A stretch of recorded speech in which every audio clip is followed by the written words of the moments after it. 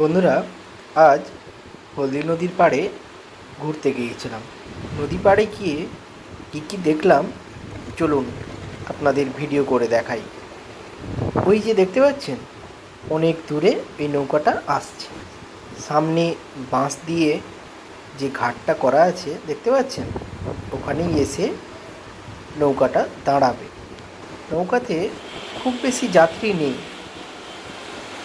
আস্তে আস্তে করে নৌকাটি এবার ঘোরাচ্ছে। এবার এই বাঁশের যে ঘাট করা আছে সেই ঘাটে দাঁড়াবে। দেখুন কিভাবে মাঝি আস্তে আস্তে করে ঘাটে নৌকাটি লাগাচ্ছে। এই যে নেমে পড়েছেন, এবার কাঁচি দিয়ে নৌকাটি বাঁধছে। এখানে একটা খুব ভালো জিনিস দেখলাম। এই যে স্কুটিটা দেখতে পাচ্ছেন, এখানে কিন্তু এই মাঝি ভাই নিজেই স্কুটিটা চালিয়ে পারাপার করে দিচ্ছেন। এটা খুব ভালো। এখন যাত্রী বেশি নেই, সবাই নেমে গেলেন।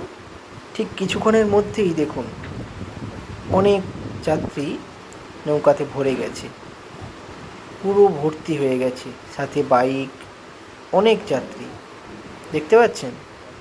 এইবার ভর্তি হয়ে গেলেই এইবার আস্তে আস্তে করে ছেড়ে দিয়েছে, পুরো ভর্তি হয়ে গেছে।